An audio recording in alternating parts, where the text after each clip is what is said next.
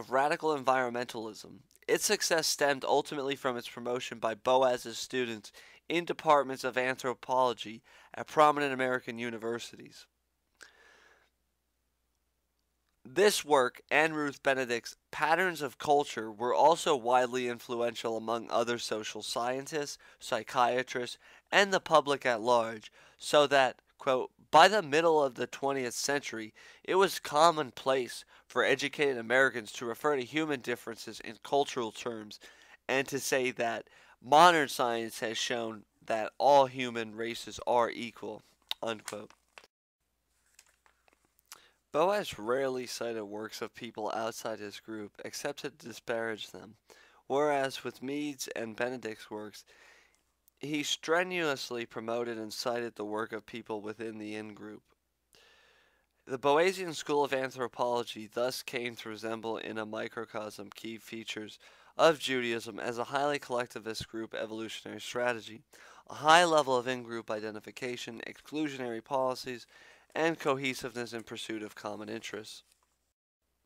Boasian anthropology, at least during Boas's lifetime, also resembled traditional Judaism in another critical manner. It was highly authoritarian and intolerant of dissent.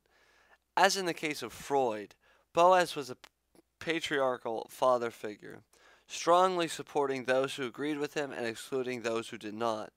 Alfred Kroeber regarded Boas, quote, as a true patriarch who, quote, functioned as a powerful father figure, cherishing and supporting those with whom he identified in the degree that he felt they were genuinely identifying with him, but as regards others, aloof and probably fundamentally indifferent, coldly hostile if the occasion demanded it, unquote. Quote, Boas has all the attributes of the head of a cult, a revered charismatic teacher and master, literally worshipped by disciples whose permanent loyalty has been effectively established, unquote, and that's from White, a book by White. As in the case of Freud, in the eyes of his disciples, virtually everything Boas did was of monumental importance and justified, placing him among the intellectual giants of all time. Like Freud, Boas did not tolerate theoretical or ideological differences with his students. Individuals who disagreed with the leader or had personality clashes with him, such as Clark Weisler and Ralph Linton, were simply excluded from the movement. White represents the exclusion of Weisler, however you say it, and Linton as having ethnic overtones. Both were Gentiles. White also suggests that George A. Dorsey's status as a Gentile was relevant to his exclusion from the Boas group, despite Dorsey's intensive efforts to become a member. Kroeber describes how George A. Dorsey, quote, an American-born Gentile and a Ph.D. from Harvard, tried to gain admittance to the selected group but failed, unquote.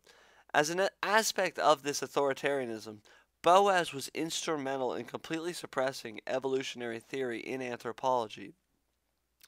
Boas was the quintessential skeptic and an ardent defender of the methodological rigor when it came to theories of cultural evolution and genetic influences on individuals, yet, quote, the burden of proof rested lightly upon Boas's own shoulders, unquote.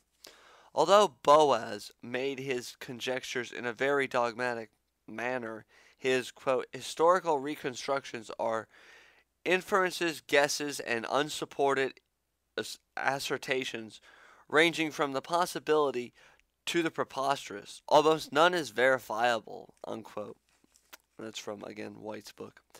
An unrelenting foe of generalization and theory construct, Boas nevertheless completely accepted the, quote, absolute generalization at which Margaret Mead had arrived after probing for a few months into adolescent behavior on Samoa, unquote. Again, Margaret Mead is the Gentile Boas supported her work. Even though Mead's results were contrary to previous research in the area, Moreover, Boas uncritically allowed Ruth Benedict to distort his own data on the Kawadaku. The entire enterprise may thus be characterized as a highly authoritarian political movement centered around a charismatic leader, that being Boas, Franz Boas. The results were extraordinarily successful. The profession as a whole was united within a single national organization of academically oriented anthropologists. By and large, they shared a common understanding of the fundamental significance of the historically conditioned variety of human cultures in the determination of human behavior. Research, unquote, research on racial differences ceased, and the profession completely excluded eugenicists and racial theorists like Madison Grant and Charles Davenport. By the mid-1930s, the Boasian view of the cultural determination of human behavior had a strong influence on social scientists. The followers of Boas also eventually became some of the most influential academic supporters of psychoanalysis. Marvin Harris notes that psychoanalysis was adopted by the Boasian school because of its utility as a critique of Euro-American culture and, indeed, as we shall see in later chapters, psychoanalysis is an ideal vehicle of culture critique. In the hands of the Boasian school, psychoanalysis was completely stripped of its evolutionary associations, and there was a much greater accommodation to the importance of cultural variables. Cultural critique was also an important aspect of the Boasian school.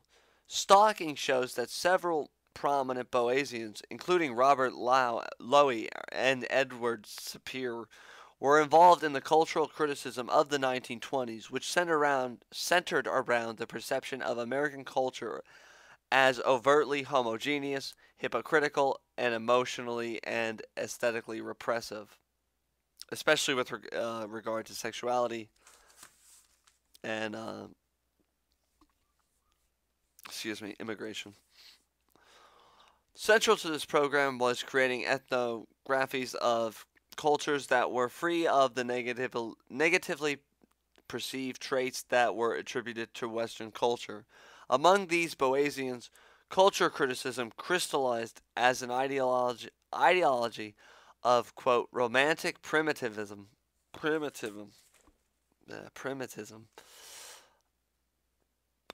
in which certain non-Western cultures epitomize the approved characteristics Western society should emulate. Excuse me. Cultural criticism was a central feature of the two most prominent Boasian ethnographies. The book Coming of Age in Samoa and the book Patterns of Culture. These works are not only erroneous, but systemically misrepresent key issues related to evolutionary perspectives on human behavior. For example, Benedict's Zuni were described as being free of war, homicide, and concerned with accumulation of wealth. Children were not disciplined. Sex was casual, with little concern for virginity, sexual possessiveness, or paternity confidence. Contemporary Western societies are, of course, the opposite of these.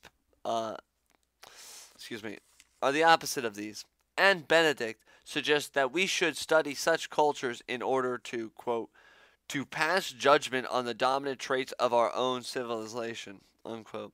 Mead's similar portrayal of the Samoans ignored her own evidence contrary to her own thesis. Negatively perceived behavior of Mead's Samoans, such as rape and concern for virginity, were attributed to Western influence. Both of these ethnographic accounts have been subjected to devastating criticisms.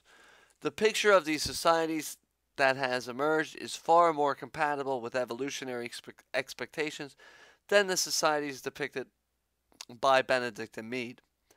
In the controversy surrounding Mead's work, some defenders of Margaret Mead have pointed to possible negative political implications of the demythalization of her work. The highly politicized context of the questions raised by this research thus continues unabated. Indeed, One consequence of the triumph of the Boasians was that there was almost no research on warfare and violence among the people studied by anthropologists. Warfare and warriors were ignored, and cultures were conceived as consisting of myth makers and gift givers.